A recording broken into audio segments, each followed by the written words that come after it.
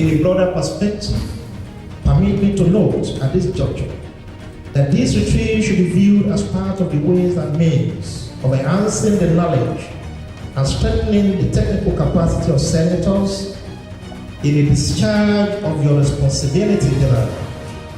Support the deepening of your knowledge and skills on public financial management and identifying how the Senate can support the Committee on the Fiscal Policy and Tax Reform.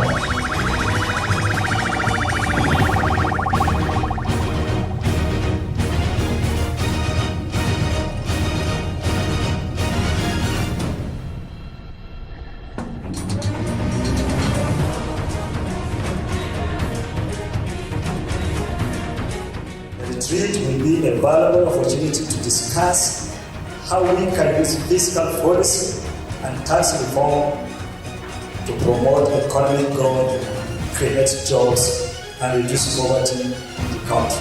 Announcing the arrival of a non-Canadian citizen of the Federal Republic of Nigeria. Please let's welcome, with a resounding applause, distinguished ladies and gentlemen, the President of the Senate, His Excellency, Distinguished Senator Dr. Godswill Obot Akpabio, CON. We are very determined as a Senate to make a whole contribution.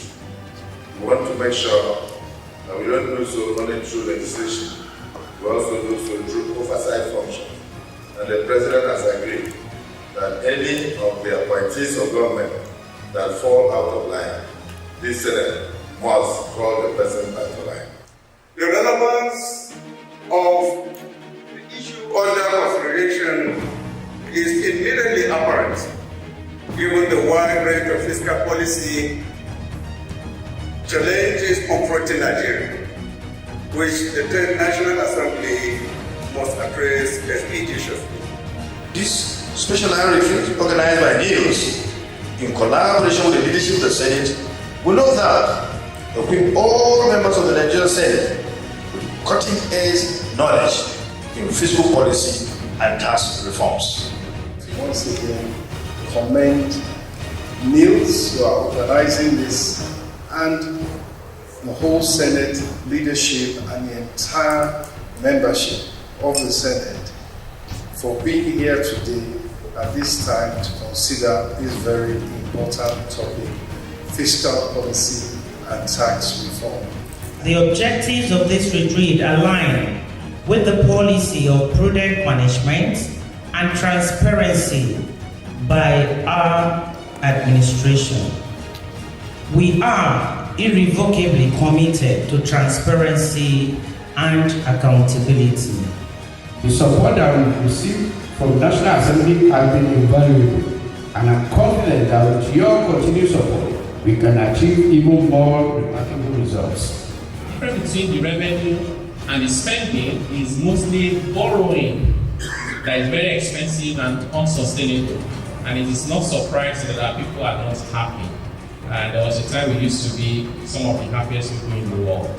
I will wrap up by discussing briefly what we consider the role of the lawmaker should be in this journey that we're embarking upon.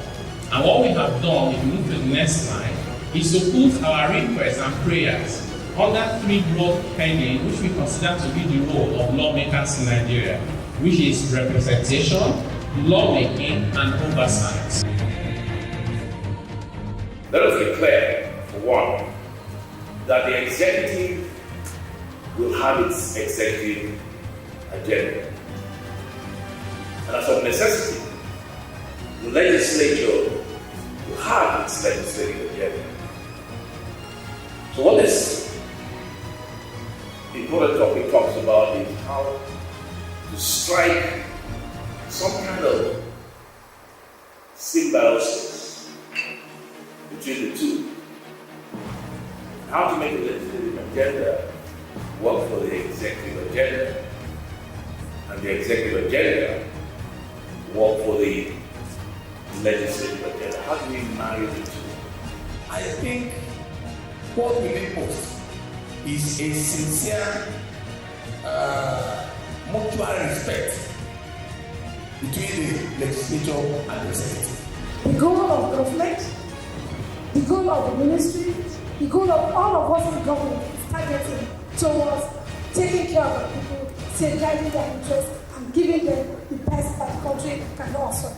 The federal government or the executive arm of government, let me put it that way, is clear about what it wants to achieve within the next 1 year.